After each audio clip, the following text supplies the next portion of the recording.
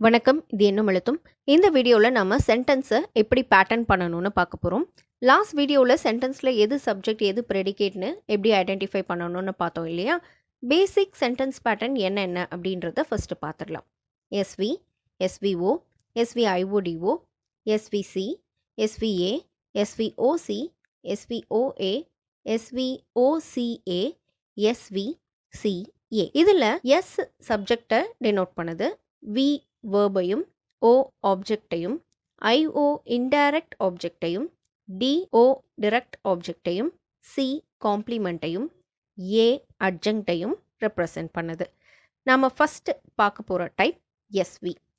First சப்ஜெக்ட்னா என்னென்னு recall பண்ணிடலாம். Last video பார்த்தவங்களுக்கு சப்ஜெக்ட் பற்றி ஒரு ஐடியா இருக்கும். சப்ஜெக்ட்ன்றது the part which names the person or thing we are talking about. நம்ம சென்டென்ஸில் எதை பற்றி பேசுகிறோமோ யாரை பற்றி பேசுகிறோமோ அதான் சப்ஜெக்ட். சென்டென்ஸில் அந்த பார்ட்டு தான் சப்ஜெக்ட்னு சொல்லுவோம். சப்ஜெக்ட் என்னவாக இருக்கலாம்? நவுனாக இருக்கலாம், ப்ரொனவுனாக இருக்கலாம், இல்லைன்னா ஒரு நவுன் ஃப்ரேஸாக இருக்கலாம். வேர்புன்றது என்ன? Word that shows and action.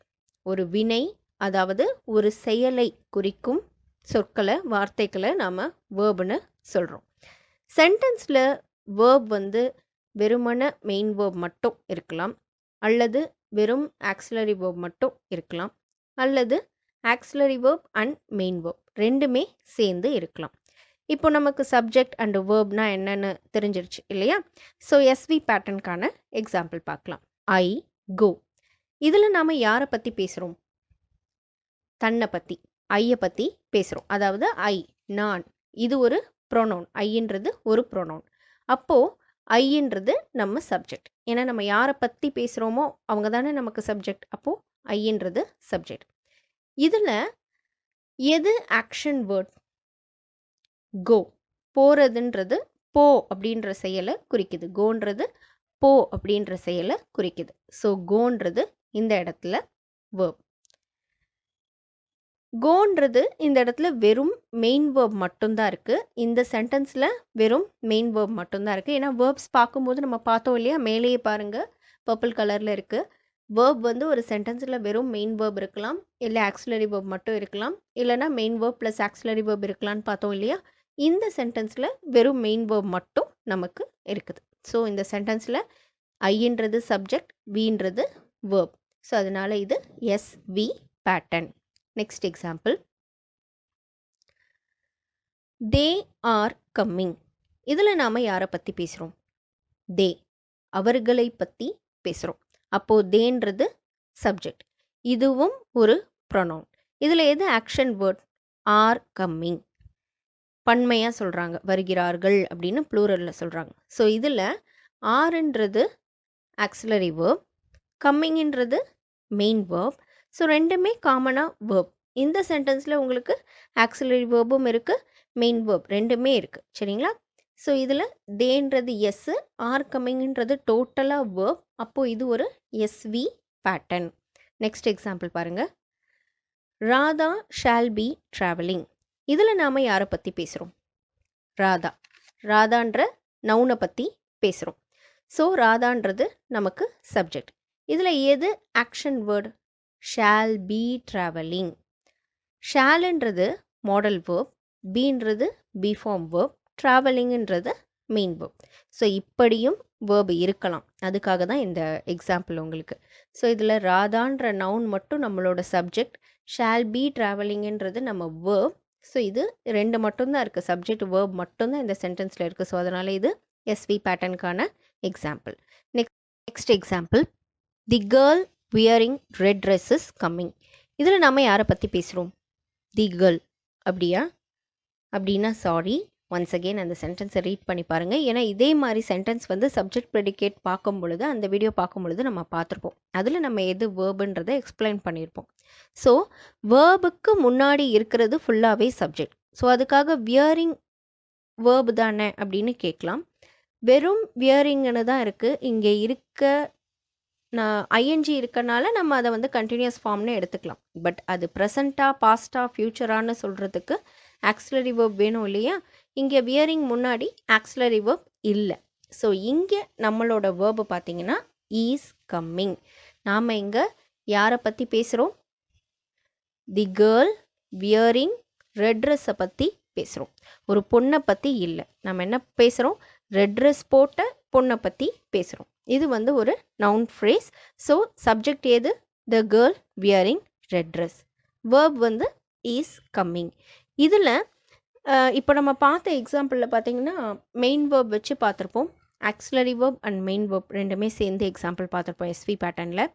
Auxiliary verb மட்டும் வரக்கூடிய சென்டென்ஸை காம்ப்ளிமெண்ட் வச்சு நம்ம பேட்டர்ன் பார்ப்போம் இல்லையா? அப்போ உங்களுக்கு நான் சொல்லித்தரேன், ஞாபகத்தில் வச்சுக்கோங்க. நெக்ஸ்ட் பேட்டர்னுக்கு நம்ம இப்போ மூவ் பண்ணலாம். SVO subject verb object. ஆப்ஜெக்ட்னா என்ன? The one who receives the action.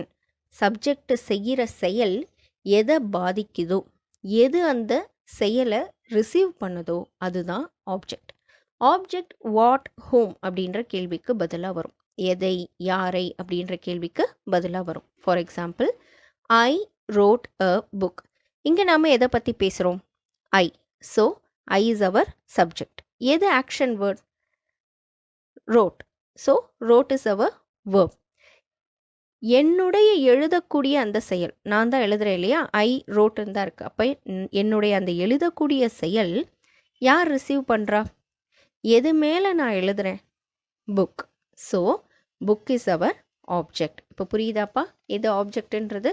என்னோட சப்ஜெக்ட், என்னோட சென்டென்ஸில் இருக்கக்கூடிய சப்ஜெக்ட் செய்யக்கூடிய ஆக்ஷன் யார் ரிசீவ் பண்ணுறாங்களோ அதுதான் வந்து ஆப்ஜெக்ட். ஓகேங்களா? What did I right? நான் எதை எழுதினேன் அப்படின்னு கேட்கும் பொழுது ஐ ரோட் அ புக் அப்படின்ற பதில் வருது இல்லையா? எதைன்ற கேள்விக்கு பதிலாக வருது. ஸோ எதை, வாட் அப்படின்ற கேள்விக்கு பதிலாக வரக்கூடிய விஷயத்தை தான் நாம் சென்டென்ஸில் ஆப்ஜெக்ட் அப்படின்னு சொல்லி சொல்கிறோம். நெக்ஸ்ட் எக்ஸாம்பிள், தி வாட்ச்மேன் கில்டு த ஸ்னேக். இங்கே யாரை பற்றி பேசுகிறோம்? தி வாட்ச்மேன். ஸோ அது நம்ம சப்ஜெக்ட். வாட்ச்மேன் செய்த செயல் என்ன? அவர் என்ன ஆக்ஷன் பண்ணுறாரு? கில்டு. ஸோ அது நம்ம verb.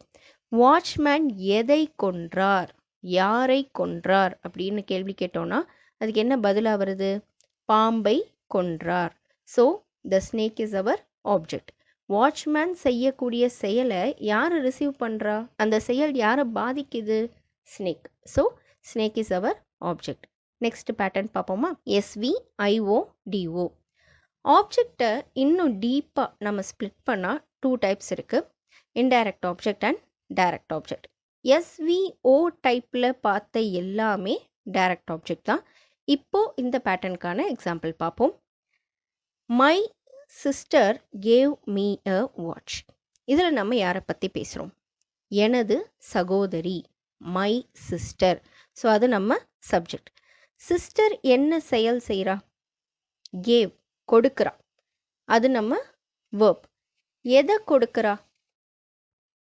எதை கொடுக்குறா அப்படின்னு நம்ம கேள்வி கேட்கும்போது நமக்கு என்ன இங்கே பதிலாக வருது? What did she cave? A watch. அப்போது அதுதான் நம்மளோட direct object. My sister gave a watch. எனது சகோதரி கடிகாரம் தந்தாள். ஸோ என்ன கொடுத்தாலோ அதுதான் டைரக்ட் ஆப்ஜெக்ட். யாருக்கு கொடுத்தா? டு ஹூம், ஃபார் ஹூம் அப்படின்ற கேள்விக்கு பதிலாக வர்றது இன்டைரக்ட் ஆப்ஜெக்ட். யாருக்கு கொடுத்தா? எனக்கு கொடுத்தா, மீ அப்படின்னு சொல்கிறோம் இல்லையா? அதுதான் இன்டைரக்ட் ஆப்ஜெக்ட். ஸோ இன்டைரக்ட் ஆப்ஜெக்ட்ன்றது டு ஹூம் அப்படின்ற ஒரு கொஷனுக்கு பதிலாக வரும்.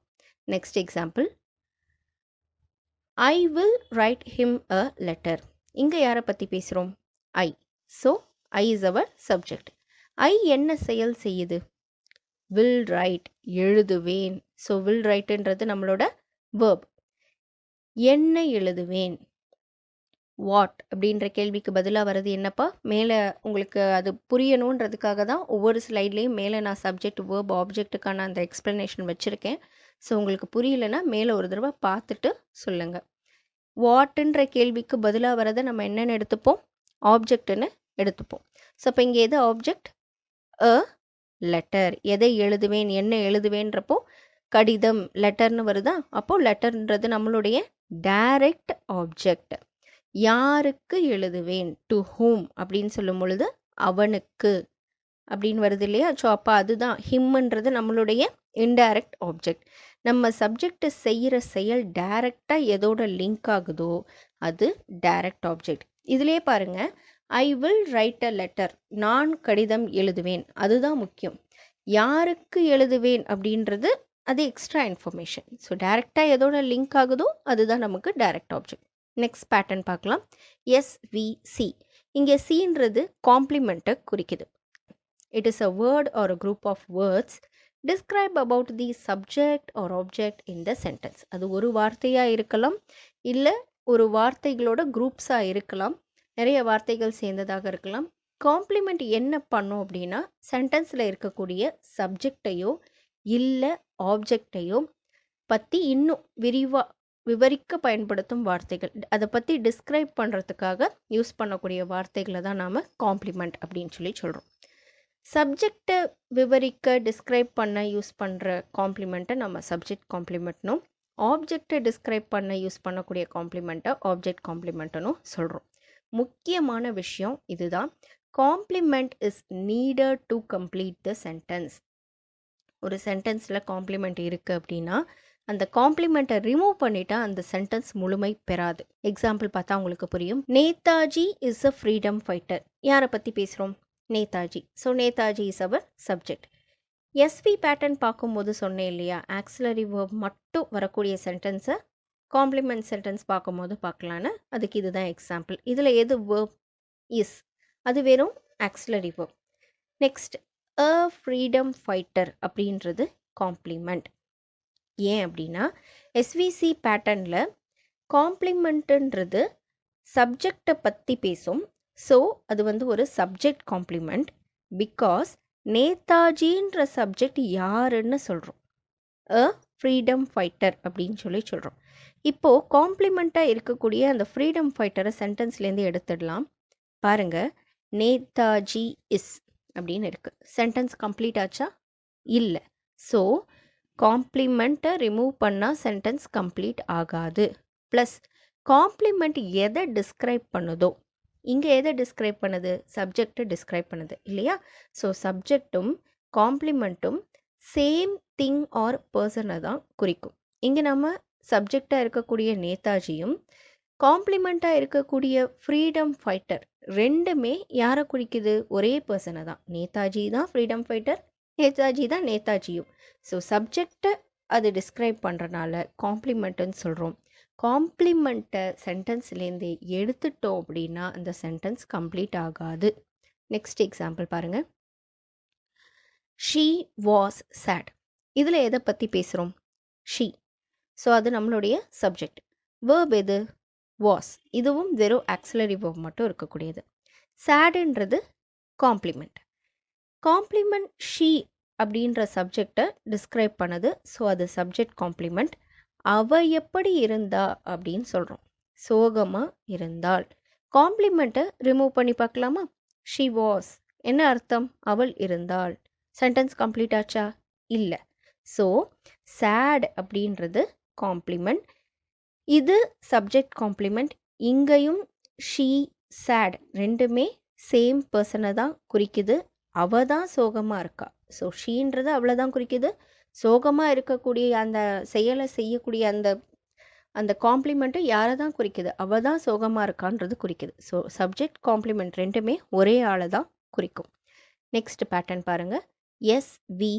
ஏன்றது அட்வர்ப் தான். நம்ம சப்ஜெக்டோட செயலை, ஆக்ஷனை டிஸ்கிரைப் பண்ணோம். ப்ளஸ் ஹவு, வென், வேர்ன்ற கேள்விகளுக்கு பதிலாக வரும்.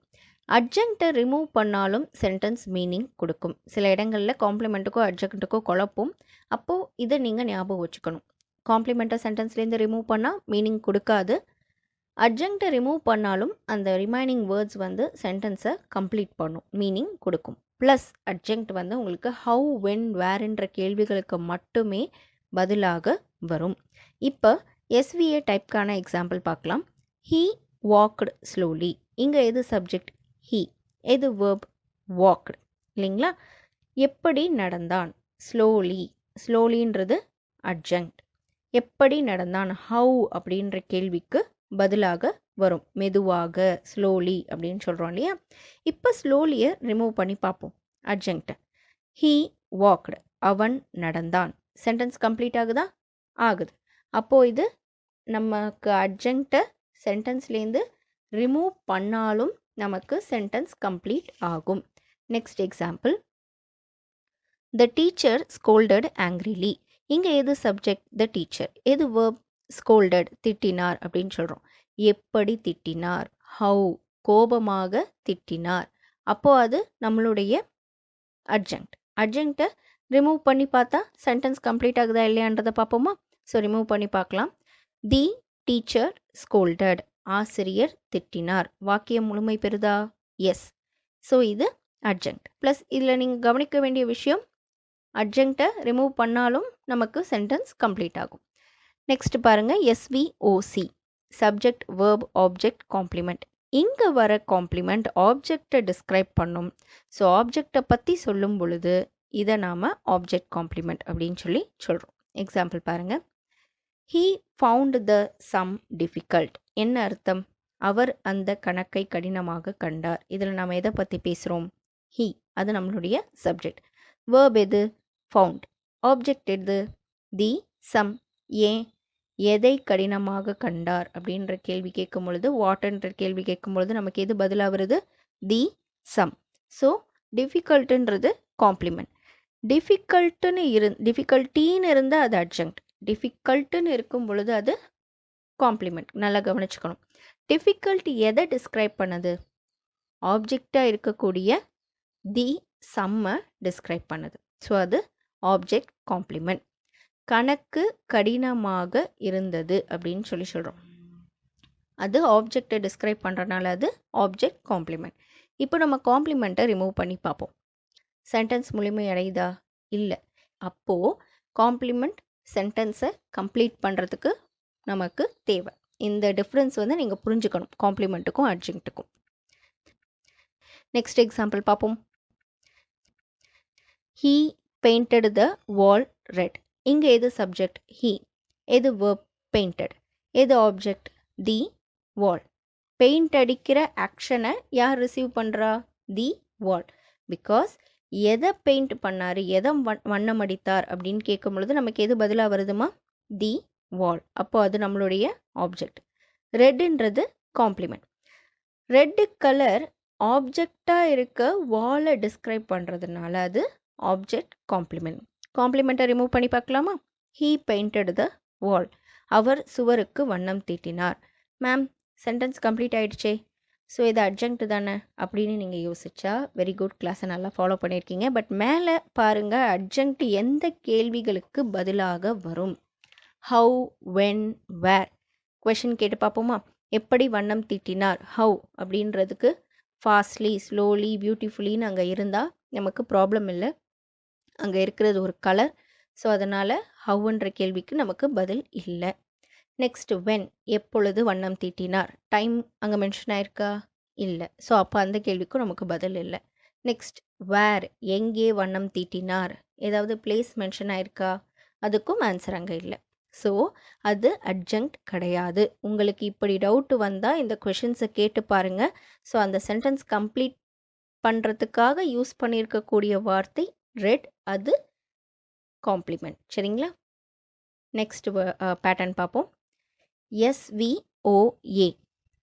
Example, Sindhu won a silver medal in the Olympics. எது சப்ஜெக்ட்? சிந்து. எது வேர்ப்? ஒன், ஜெயிச்சா அப்படின்னு சொல்லி சொல்கிறோம். எதை பெற்றார்? Silver medal. ஸோ அது நம்மளுடைய ஆப்ஜெக்ட். எங்கு பெற்றார்? வேர், இன் ஒலிம்பிக்ஸ். ஸோ இப்போ இந்த இடத்துல வேர்ன்ற கேள்விக்கு பதிலாக இன் ஒலிம்பிக்ஸ்ன்னு வந்திருக்கு. அப்போ அது என்னம்மா? அட்ஜங்க்ட். ஓகேங்களா? ஸோ இன் ஒலிம்பிக்ஸை ரிமூவ் பண்ணி பார்க்கலாம், சென்டென்ஸ் கம்ப்ளீட் ஆகுதா என்னென்னு. ரிமூவ் பண்ணியாச்சு. என்ன இருக்குது? Sindhu won a silver medal. Sindhu silver மெடலை பெற்றார் அப்படின்னு இருக்குது. ஸோ சென்டென்ஸ் கம்ப்ளீட் ஆகுது, ஒன்றும் பிரச்சனை இல்லை. ஸோ அது அட்ஜங்க்ட் தான். ஸோ நமக்கு அட்ஜங்க்ட் சென்டென்ஸை கம்ப்ளீட் பண்ணுறதுக்கு தேவை இல்லை. Next example, he sold his company last month. இதில் எது சப்ஜெக்ட்? ஹீ. சோல்டுன்றது வேர்ப். எதை விற்றார் அப்படின்னு கேட்கும் பொழுது நமக்கு எதுமா பதிலாக வருது? His company. அப்போ வாட்ன்ற கேள்விக்கு பதிலாக வரனால அதை நாம் ஆப்ஜெக்டாக எடுத்துக்கிறோம். நெக்ஸ்ட், எப்பொழுது விற்றார், when அப்படின்ற கேள்விக்கு பதிலாக வரும் பொழுது அது என்னது, அட்ஜங்க்ட். ஸோ லாஸ்ட் மந்த்ன்றது அட்ஜங்க்ட். அட்ஜங்க்டை ரிமூவ் பண்ணி பார்ப்போமா. he sold his company. Sentence complete ஆகுதா, ஆகுது. ஸோ கன்ஃபார்மாக அது adjunct. Next pattern SVOC.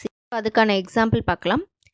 he made himself happy at the function. ஹீன்றது சப்ஜெக்ட், மேடுன்றது verb, himselfன்றது ஆப்ஜெக்ட், ஹாப்பி அப்படின்றது complement. Because he made himself அப்படின்னு நிறுத்த முடியாது. அவர் தன்னை ஆக்கினார் அப்படின்னு நிறுத்த முடியுமா, முடியாது. அவர் தன்னை என்னவா ஆக்கினார்னு சொன்னாதான் அந்த சென்டென்ஸ் கம்ப்ளீட் ஆகணும் இல்லையா, அப்போ தான் அந்த சென்டென்ஸ் கம்ப்ளீட் ஆகும். இப்போ ஹாப்பி அப்படின்றது அந்த சென்டென்ஸில் இருந்தால் தான் அந்த சென்டென்ஸ் கம்ப்ளீட் ஆகும். ஸோ ஹாப்பின்றது காம்ப்ளிமெண்ட். அட் தி ஃபங்க்ஷன் அப்படின்றது அட்ஜங்க்ட். பிகாஸ் வேர்ன்ற கேள்விக்கு பதிலாக வருது. அது இல்லைனாலும் சென்டென்ஸ் கம்ப்ளீட்டாக தான் இருக்கும். அது இல்லைனாலும் சென்டென்ஸ் நமக்கு பெருசாக எதுவும் இருக்காது. he made himself happyன்னு இருக்கும், அவனை சந்தோஷமாக ஆக்கிக்கிட்டான் அப்படின்னு தான் முடியும். அது கரெக்ட், சென்டென்ஸ் கம்ப்ளீட் ஆகிடுச்சு. அவனை ஃபங்க்ஷனில் சந்தோஷமாக அவனே ஆக்கிக்கிட்டான் அப்படின்னு சொல்லணுன்ற அந்த ஃபங்க்ஷனு, அட் தி ஃபங்க்ஷன்ற வார்த்தை இருந்தால் தான் அது முடியுமானா தேவையில்லை. Next example, they set the prisoners free on Gandhi Jayanti. தேன்றது சப்ஜெக்ட், செட்டுன்றது verb, தி பிரிசனர்ஸ்ன்றது ஆப்ஜெக்ட், ஃப்ரீன்றது காம்ப்ளிமெண்ட். பிகாஸ் கைதிகளை விட்டார்கள் அப்படின்னு ஸ்டாப் பண்ண முடியுமா, முடியாது. என்னவா விட்டாங்கன்னு சொல்லணும். ஃப்ரீயாக விட்டாங்க அப்படின்னு சொன்னால் தான் சென்டென்ஸ் கம்ப்ளீட் ஆகும். நெக்ஸ்ட், ஆன் காந்தி ஜெயந்தி அப்படின்றது அட்ஜங்க்ட். when, எப்போ அப்படின்னு அந்த டைம் நமக்கு சொல்லுது இல்லையா, எப்போ விட்டாங்க அப்படின்ற இதுக்கு பதிலாக வரனால இதை நாம் அட்ஜங்க்ட் அப்படின்னு சொல்கிறோம். இது இல்லைனாலும் சென்டென்ஸ் நமக்கு கம்ப்ளீட் ஆகும். Next pattern SVCA. இதுக்கான example, he is a lecturer with a lot of experience. ஹீன்றது சப்ஜெக்ட், isன்றது verb, a lecturerன்றது காம்ப்ளிமெண்ட். அவர் ஒரு, he is அப்படின்னு நிப்பாட்ட முடியாது. he is அப்படின்னா என்ன அர்த்தம், அவர் ஒரு அப்படின்னு சென்டென்ஸை நிப்பாட்ட முடியுமா, முடியாது. அவர் என்னன்னு சொன்னாதான் சென்டென்ஸ் கம்ப்ளீட் ஆகும். ஸோ a lecturerன்றது காம்ப்ளிமெண்ட், காம்ப்ளிமெண்ட் இருந்தால் தான் சென்டென்ஸ் கம்ப்ளீட் ஆகும். how with a lot of experience. ஹவுன்ற கொஷனுக்கு பதிலாக வரும் பொழுது அதை நாம் அட்ஜங்க்ட் அப்படின்னு சொல்கிறோம். அது இல்லைனாலும் சென்டென்ஸ் கம்ப்ளீட் ஆகும் இல்லையா. he is a lecturer, he is a doctor, he is a scientist அப்படின்னு சொல்கிற மாதிரி he is a lecturer அப்படின்னாலும் சென்டென்ஸ் கம்ப்ளீட் ஆகும். with a lot of experience இருந்தால் தான் சென்டென்ஸ் கம்ப்ளீட் ஆகுன்ற அவசியம் இல்லை. ஸோ அதனால் அட்ஜங்க்ட் இல்லைனாலும் சென்டென்ஸ் நமக்கு கம்ப்ளீட் ஆகும். Next example, the weather is very hot in Trichy. The வெதர்ன்றது சப்ஜெக்ட், இஸ்ன்றது verb, வெரி ஹாட்ன்றது காம்ப்ளிமெண்ட். வெதர் இஸ் அப்படின்னு நிப்பாட்ட முடியாது. எப்படி இருக்குன்னு சொன்னால் தான் சென்டென்ஸ் நமக்கு கம்ப்ளீட் ஆகும். ஸோ வெரி ஹாட் அப்படின்றது காம்ப்ளிமெண்ட். வேர் அப்படின்ற கேள்விக்கு பதிலாக வரக்கூடிய இன் ட்ரிச்சி அப்படின்றது அட்ஜங்க்ட். வேர்ன்ற கொஷனுக்கு ஆன்சராக வருது இல்லையா. ஸோ இது இல்லைனாலும் சென்டென்ஸ் கம்ப்ளீட் ஆகும். The weather is very hot, இந்த இடத்துல ரொம்ப ஹாட்டாக இருக்குது அப்படின்னு நம்ம சொல்ல முடியும். ஸோ அதை மென்ஷன் பண்ணி அந்த ஊர் பேர்லாம் சொன்னால் தான் அந்த சென்டென்ஸ் வந்து கம்ப்ளீட் ஆகும் அப்படின்றது அவசியம் இல்லை. ஸோ இவ்வளோதாம்மா சென்டென்ஸ் பேட்டர்ன். கிராமர் நீங்கள் தமிழில் கற்றுக்கணும்னு நினைக்கும் பொழுது எந்த டாப்பிக்லேருந்து ஸ்டார்ட் பண்ணுறதுன்னு தெரியல, எது ஃபஸ்ட்டு எடுத்து ஸ்டார்ட் பண்ணால் நமக்கு கிராமர் ஃபுல்லாக புரியும் அப்படின்ற கன்ஃபியூஷன் உங்களுக்கு இருந்துச்சுன்னா இந்த வீடியோவோட டைட்டில்லையே பாருங்கள், கிராமர் சீரீஸ் அப்படின்னு சொல்லி ஒரு நம்பர் இருக்கும், சரிங்களா. ஸோ நீங்கள் என்னுடைய சேனலில் கிராமர் சீரீஸ் 1, அதாவது அந்த ஹெட்டிங் வந்து பார்ட்ஸ் ஆஃப் ஸ்பீச் அப்படின்னு ஆரம்பிச்சிருக்கும். இதை நீங்கள் எங்கே போய் சர்ச் பண்ணலாம் அப்படின்னா யூடியூப்பில் எண்ணும் எழுத்தும் கிராமர் அப்படின்னு அடிச்சிங்கன்னா என்னோடய சேனல் வரும். அதில் வீடியோன்ற டேப்பில் பார்த்தீங்க அப்படின்னா லாஸ்ட்டில் கிராமர் சீரீஸ் 1லேருந்து ஸ்டார்ட் ஆகும். அப்படி இல்லைன்னா ப்ளேலிஸ்ட்லேயும் நீங்கள் போய் பார்க்கலாம். ஸோ அந்த 1, 2 அந்த நம்பர் வைஸ் போனீங்கன்னா நீங்கள் ஈஸியாக கிராமரை எப்பொழுதுமே மறக்க முடியாத அளவுக்கு கற்றுக்கலாம் அந்த ஆர்டரில் போனால். ஸோ நான் அந்த ஆர்டரில் தான் ஒன்று நான் சொல்லியிருக்கேன். ஸோ உங்களுக்கு யூஸ்ஃபுல்லாக இருந்துச்சுன்னா லைக் பண்ணுங்கள், ஷேர் பண்ணுங்கள், உங்கள் ஃப்ரெண்ட்ஸுக்கும் சொல்லுங்கள், மறக்காமல் சப்ஸ்கிரைப் பண்ணுங்கள். தேங்க்யூ.